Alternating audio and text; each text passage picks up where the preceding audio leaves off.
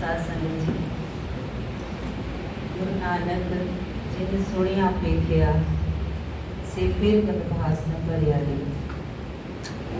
जिसने गुरु नानक को सुन लिया, देख लिया, उनको छू लिया, उनके आसपास रहे, वो फिर गर्भ की झूठी में नहीं जाते। इस समय गुरु नानक हमारे गुरु ग्रंथ साहिब हैं, इसलिए हम ये ना सोचे कि गुरु नानक के ही रूप में हमारे सामने नहीं है। कल जिन्होंने गुरु नानक को सबसे पहले देखा था, वैसी किस्मत वाली वो दौलत दाई की हमने याद उनको किया था। कान सिंह नाभा जी लिखते हैं कि अगर किसी ने गुरु नानक के धर्म के सिद्धांतों को मानता दी, पहली सिख थी वो बेबे नानकी। बेबे नानकी को अटूट विश्वास था गुरु नानक देव जी के ऊपर। तो आज हम उनके जीवन की झांकी मारेंगे। गुरु नानक खुद कृपा करें, सेवा लें और चलो सारे मिलकर अरदास करें कि हे गुरु नानक बाबा जी, हमको तेरे दरवाजे पे खड़े होके मांगने का सलीका सिखा दो। ये कैसे खड़े होके मांगा जाता है? हालांकि मैं आपको अंत में एक बात बताऊंगी जो बेबे नानकी की बहुत सिफत की बात है कि उसने सारी जिंदगी गुरु नानक से बहुत कुछ मांग सकती थी, लेकिन उसने मांगा क्या? एक मांग रही उसकी अंत में। वो उसने क्या मांगा? चलो पहले उसका जीवन, चाहल पिंड लाहौर के पास चाहल पिंड, ये माता तृप्ता जी के पेके थे, यानी कि बेबे नानकी के नानकी। वहाँ पे नानकी जी का जन्म हुआ और नानकियों ने, मामा मामी नाना नानी, इन्होंने इतना लाड लड़ाया कि उसका नाम ही नानकी रख दिया। और नानकी के बाद में जब नानक आए तो उसका नाम नानक नानकी से रखा गया। अभी ये बेबे नानकी 5 साल बड़ी है। 1464 के अंदर, 1464 के अंदर इनका जन्म हुआ। 1518 के अंदर इन्होंने अपना शरीर त्याग दिया। 5 साल बड़ी है गुरु नानक देव जी से। जब गुरु नानक देव जी का जन्म हो रहा है या प्रकाश हो रहा है, उस समय ये बड़े चाव के साथ में आंगन में कूद रही है कि मेरा वीर आज इस दुनिया के अंदर जगत को सारने के लिए आने वाला है। परखने की बात थी तो कि भाई इसने सबसे पहले परखा, क्योंकि ये उस उन्हीं ऋषि मुनि में से थी जिसने दर्शन मांगे थे। कहते हैं, मस्कीन जी अक्सर कहते हैं कि अगर कोई धर्म की राह के ऊपर रूहानियत को पा जाता है, आत्मज्ञान को पा जाता है, तो 4 बंदे ऐसे होते हैं जो इससे वांझे रह जाते हैं, इसके बगैर उसका लाभ नहीं ले सकते। उसमें सबसे पहले होते हैं उसके परिवार के लोग, माता पिता, मामा मामी, नानके दादके, ये सब आ जाते हैं, क्योंकि वो इस बात को समझ नहीं पाते कि ये हमारे हाथों में बड़ा हुआ है, ये कैसे संत बन गया। दूसरे होते हैं जो ईर्ष्या करते हैं, दुश्मनी रखते हैं, वो नहीं इसका लाभ ले पाते। तीसरे होते हैं मित्र। मित्रों को ऐसा होता है कि ये तो हमारा लंगोटिया यार है, ये तो हमारे साथ में खेला कूदा, ये कहाँ से संत बन गया, इसको कहाँ से ब्रह्म ज्ञान हो गया। और चौथे होते हैं शहर वाले उसका लाभ नहीं ले सकते। मुझे अच्छी तरह से याद है, मस्कीन जी जब इस जगह से चलाना करके गए तो ऑल ओवर वर्ल्ड, सारी दुनिया से लोग उनके संस्कार के टाइम वहाँ पहुँचे थे। इतनी लंबी उनकी अंतिम यात्रा, शव यात्रा थी कि अलवर वाले उस समय हैरान हो गए कि हमारे शहर के अंदर इतने बड़े संत थे और हमको पता भी नहीं था। तो नानकी जी ने पहचाना। अब नानकी जी कहते हैं ना, जब घर के अंदर किसी की बाप चाहे कितना भी ताकतवर हो, रोग वाला हो, लेकिन घर के अंदर कोई मसला हुआ तो अगर बेटी आके बाप के सामने खड़ी हो जाएगी तो बाप चुप हो जाता है, बोल नहीं सकता। ऐसा बाप बेटी का प्यार होता है। वो लाड से रोक जमा लेती है कि नहीं पिताजी आप यहाँ चुप हो जाओ, और वो चुप भी हो जाता है। जब सच्चा सौदा करके आए गुरु नानक देव जी और बालाजी ने आके बताया कि ये करके आए हैं 20 रुपए का, गुस्से में दौड़े पिता कालू जी। माता ने नानकी जी को इशारा किया कि जा पीछे जा, और नानकी जाती है, जैसे ही थप्पड़ के लिए हाथ उठाते हैं, नानकी बीच में आके खड़ी हो जाती है, हाथ रोक लेती है और आके फिर पिताजी से कहती है कि पिताजी आप मेरे वीर को जब डांटते हो, कुछ कहते हो, मुझसे बर्दाश्त नहीं होता। कहा नानकी तू प्यार करती है इसलिए तू ये सब बोल रही है, लेकिन तू देख इस तरह से हर चीज़ की धन की हर चीज़ की ऐसे बांटता है क्योंकि जैसे इसको इसकी जरूरत नहीं है। फिर सच्चा सौदा वाला बात खत्म होती है। अब जो राय बुलार है, जिसके यहाँ पे पिता कालू जी पटवारी की सेवा करते हैं, काम करते हैं, वो भी इनसे बहुत प्यार करते हैं नानक से। उनका यही मानना था कि नानक आए उसके बाद में तलवंडी हरी भरी हो गई।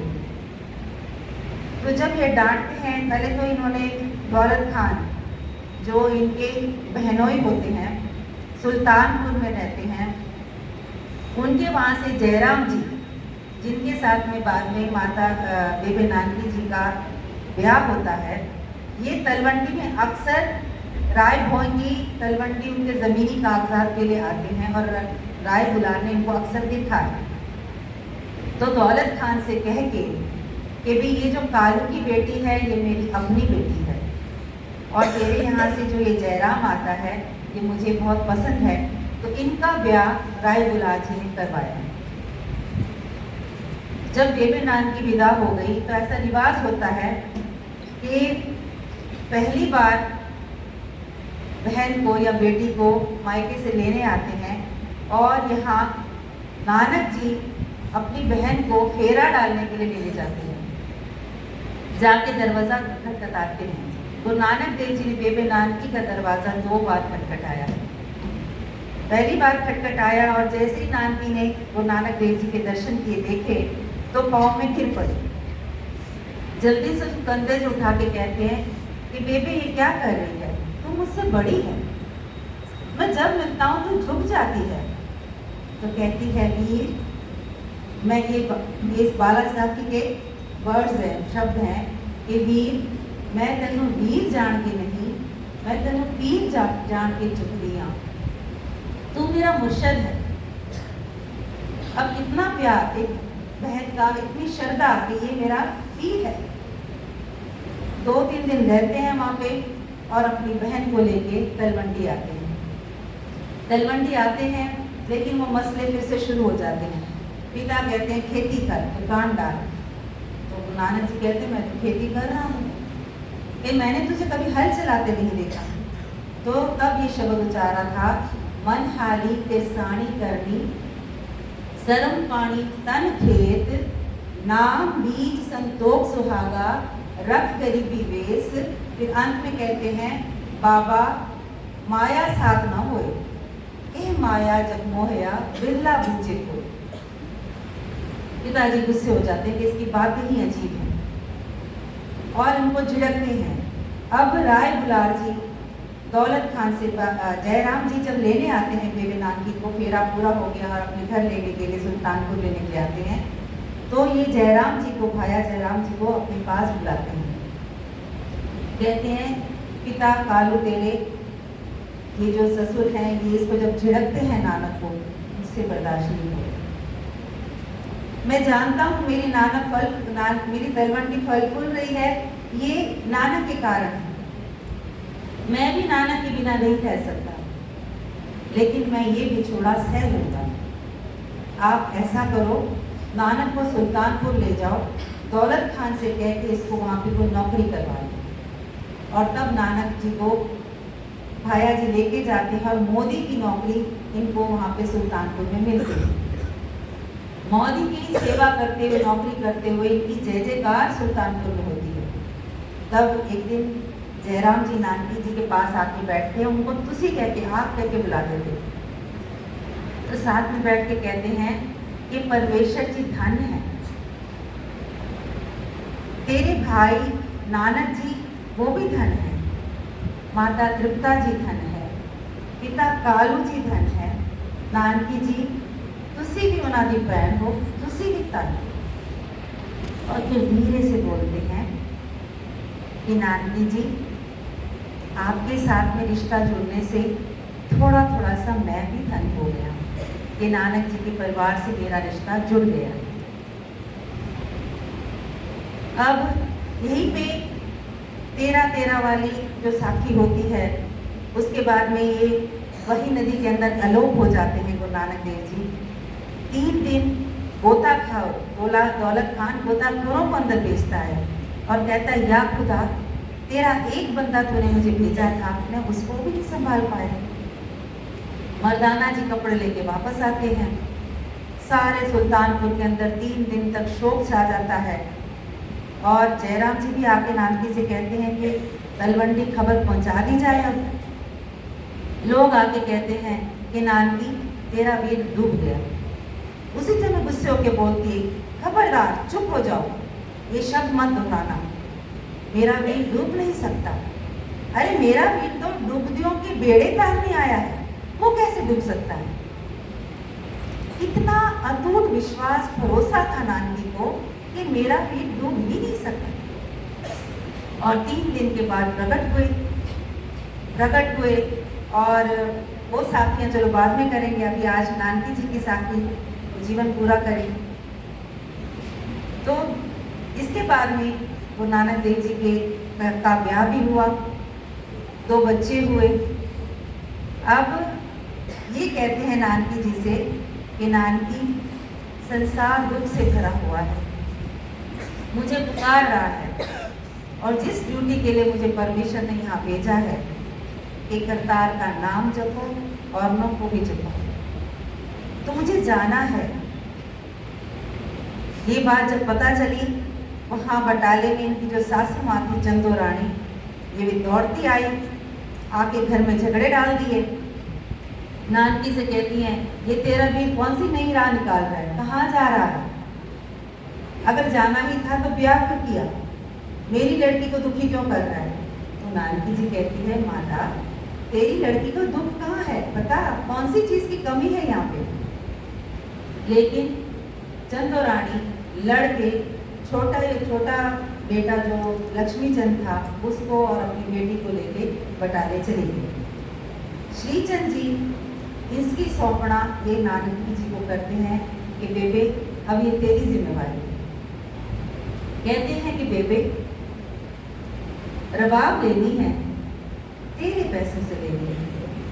नानकी तो खुश हो जाती है, फटाफट जाके अंदर से रुपये निकाल के लाती है और मर्दाना जी से कहती है कि ले मर्दानिया ये रुपये ले, और की जरूरत पड़े तो भी संकोच नहीं करना।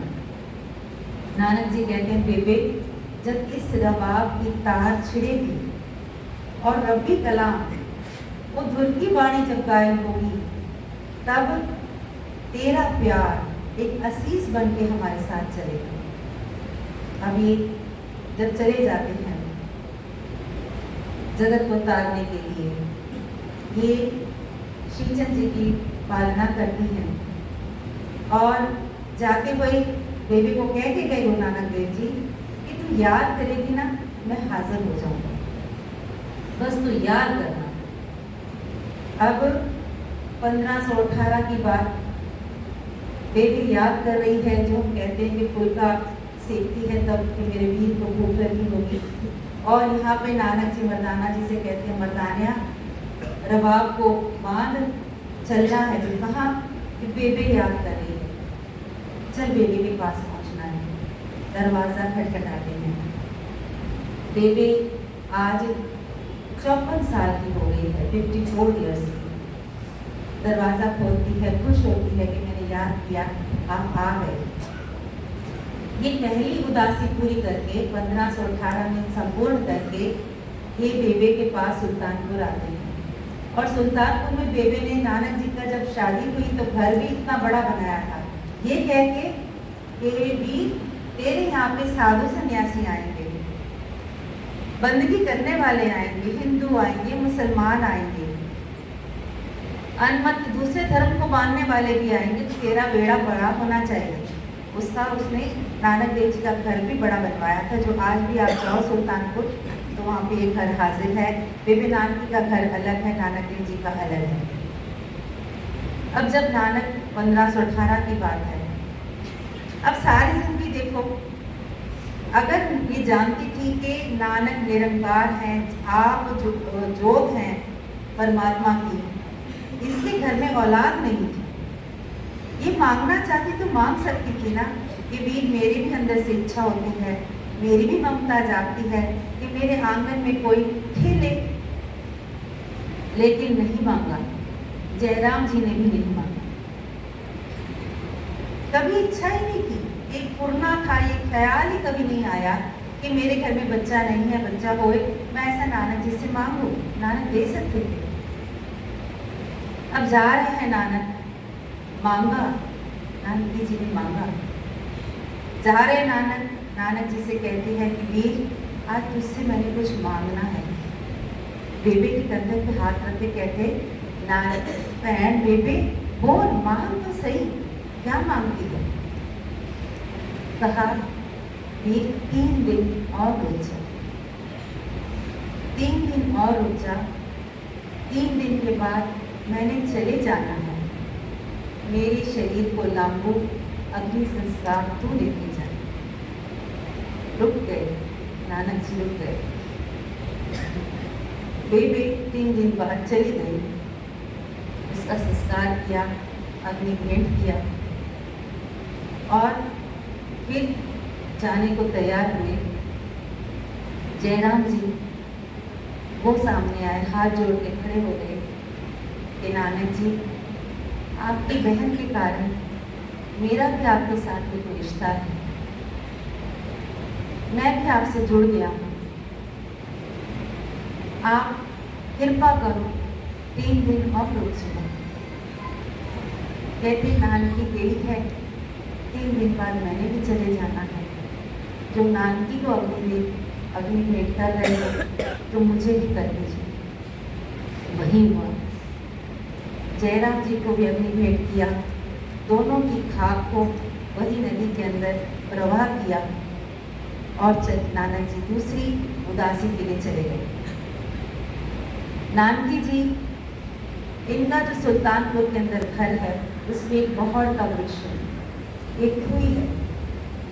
आप सुल्तानपुर जाइएगा और नानकी जी के घर के अंदर आप जब जाओगे, आपको वहाँ महसूस होगा कि इस आंगन के अंदर नानक जी रहे, श्रीचंद जी खेले, ये खुई के दर्शन करोगे, उस वृक्ष के दर्शन करोगे, उन कमरों के दर्शन करोगे कि कैसा शाही घर था नानकी जी का और किस तरह से नानकी जी ने गुरु नानक देव जी से प्यार किया, उनको अपनी ममता दी, हमेशा बचाया उनको और पहचाना उनको नानकी जी ने।